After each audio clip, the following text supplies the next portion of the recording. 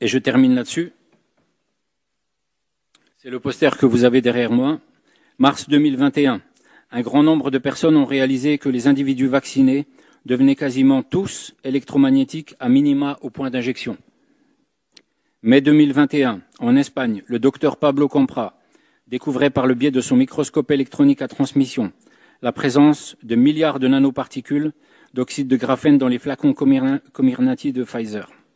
En Italie, les docteurs Gatti et Montanari découvraient les mêmes composants inorganiques avec leur microscope électronique à balayage environnemental. Ils ont également découvert plusieurs dizaines d'autres composants qui ne figuraient pas dans la liste des composants officiels déclarés par les sociétés pharmaceutiques.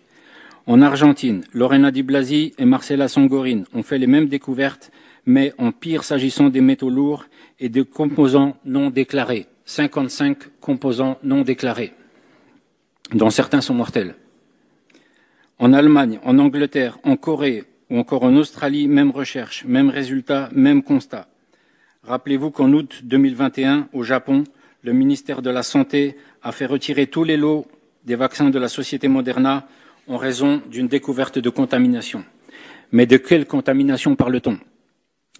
Aujourd'hui, tous ces chercheurs sont formels. Il ne s'agit pas d'une contamination, mais d'un véritable crime contre l'humanité.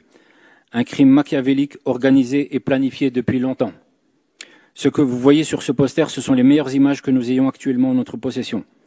Ces photos représentent les nanoparticules disposées en nanoréseaux auto-assemblés. Ils sont présents dans tous les vaccins anti-Covid-19, peu importe la société pharmaceutique qui les produit. Sinopharm,